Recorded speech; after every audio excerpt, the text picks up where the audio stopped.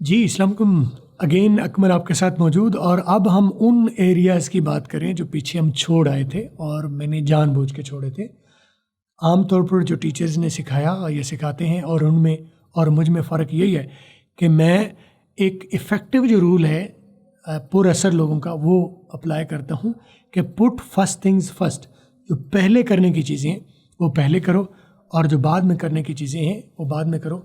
जब सारी ही चीज़ें इकट्ठी आप करोगे तो फिर कॉम्प्लिकेशंस आएंगी जो आपको, अगर आप पहले सीखते आ रहे हैं और आपको समझ नहीं आई तो जो कॉम्प्लिकेशंस आपको पहले आई थी वो यहाँ पर भी आनी थी। तो उनसे अवॉइड करने के लिए मैंने पहले आपको बेसिक और सिंपल चीज़ें बताई और अब चल के उन एरियाज़ को भी मैं डिस्कस करूँ जो कि ज़रूरी हैं फ़िक्रे को स्ट्रक्चर अप करने के लिए, उनके ग्रामेटिकली ठीक करने के लिए।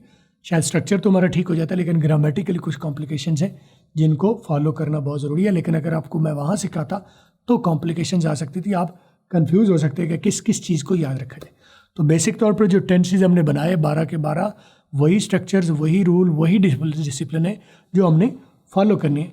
चंद एक चीज़ें हैं जो अगर आपका सब्जेक्ट चेंज होता है तो वहाँ पर दो टेंसेस में फ़र्क आना है, ठीक है। अगर आपका सब्जेक्ट में थर्ड पर्सन सिंगुलर सब्जेक्ट आता है, वो थर्ड पर्सन सिंगुलर कौन है सब सब्जेक्ट? ही, शी, इट या कोई भी अकेला नाम, ठीक है। नाम तो नाउन होता है लेकिन नाम को जो फंक्शन उसके ऊपर अप्लाई होगा वो यही सेम अप्लाई होगा जो थर्ड पर्सन बाकी सिंगुलर पर अप्लाई हो रहा है। यानी ही एक मर्द या एक लड़का जो कि यहाँ मौजूद नहीं है, बाहर है कहीं, थर्ड पर्सन है जिसके बारे में, जो यहाँ मौजूद नहीं है जिसके बारे में बात की जा सकती है, वो यहाँ ना वो खुद बात कर रहा है ना उससे बात की जा रही है लेकिन उसके बारे में बात की जा सकती है, तो वो थर्ड पर्सन है इस वक्त, ठीक है। मैं किसी और के बारे में बात करूँ तो वो थर्ड पर्सन है, तो थर्ड पर्सन अकेला। इसी तरह थर्ड पर्सन अगर फीमेल होगी तो वो शी होगी, वो भी अकेली। अगर ज़्यादा होगी तो फिर उसके साथ ये रूल अप्लाई नहीं होगा। इसी तरह इट जो है वो भी सिंगुलर, अगर कोई अब इंसानों के अलावा कोई जानदार या बेजानदार है उसके ऊपर इट लगता है। तो ही, शी, इट अगर सब्जेक्ट आ जाए, और इसी तरह अगर कोई नाम आ जाए, नाम वैसे नाउन है लेकिन रूल यही अप्लाई होगा। अगर इन चारों में से कोई एक एज ए सब्जेक्ट आता है तो प्रेजेंट इंडेफिनिट में आपको गिवन जो वर्ब है उसके साथ एक इजाफा करना पड़ेगा। वो कौन सा इजाफा है? या एस का या ई एस का। अब आपको ये तो पता चलेगा कब कब करना है, जब सब्जेक्ट में शुरू में ही, शी, इट या कोई अकेला नाम आ जाए तो ही ये इजाफा करना है, वरना ये ज़रूरी नहीं है। अब अगला रोलर ये रह गया कि हम एस लगाएं या ई एस लगाएं, इसका क्या कानून है।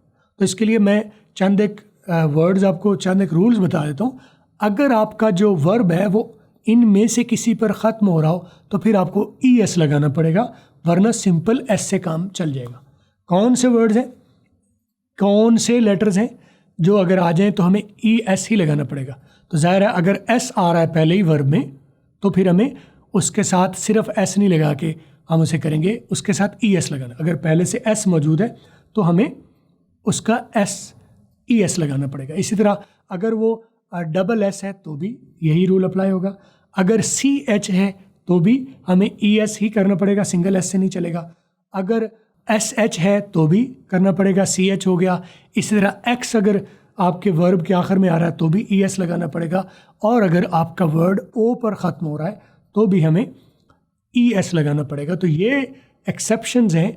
अगर ये आ रहे हों फिर आपके वर्ब के आखिर में कौन सा, S, double S, S H, C H, X और ओ, ठीक है। ये 6 सूरत हाल अगर आपके वर्ब के आखिर में आ रहे हो तो फिर हमें ई एस का इजाफा करना है। लेकिन शर्त फिर वही है कि अगर आपके सब्जेक्ट में ही, शी, इट या कोई वाहिद नाम आ रहा है तो, अगर नहीं आ रहा तो इसकी बिल्कुल ज़रूरत है ही नहीं। अगर वो कंडीशन पूरी हो रही है पूरी तो फिर ये 6 सूरत हाल में हमें ई एस का इजाफा करना है। S, double S, S H, C H, X और ओ, ठीक है। ये 6 सूरत हाल में ई एस का इजाफा करना है। अगर इनके अलावा कोई भी सूरत हाल आ रही है तो फिर हम सिर्फ एस लगा के हम ये इजाफा कर लेंगे। तो ये थर्ड पर्सन सिंगुलर सब्जेक्ट होने की सूरत में ही होगा, वरना ये तब्दीली हमें करने की ज़रूरत नहीं है। आपका फ़िक्र ठीक है। अच्छा, ये रूल कहाँ अप्लाई हुआ? Present indefinite. पास्ट में, फ्यूचर में कहीं ज़रूरत नहीं, सिर्फ एक टेंस ये है प्रेजेंट इंडेफिनिट, और दूसरा टेंस है आपका परफेक्ट, वो भी प्रेजेंट में। यानी प्रेजेंट के 2 टेंसेस पर ये रूल एक्सेप्शंस अप्लाई होनी, यानी कि अगर प्रेजेंट इंडेफिनिट हो तो सब्जेक्ट में ही, शी, इट या कोई वाहिद नाम हो तो SEIS, जो कि रूल मैंने बताया फ़र्क क्या है। और अगर परफेक्ट हो, प्रेजेंट परफेक्ट, तो फिर अगर इसी तरह ही, शी, इट या कोई वाहिद नाम आ रहा हो तो फिर हम हैव की बजाय हैज़ करेंगे। ठीक है।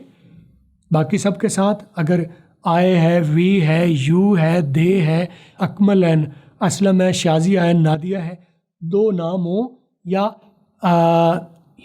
आई, वी, यू और दे हो तो फिर हम हैव ही लगाएंगे प्रेजेंट परफेक्ट में।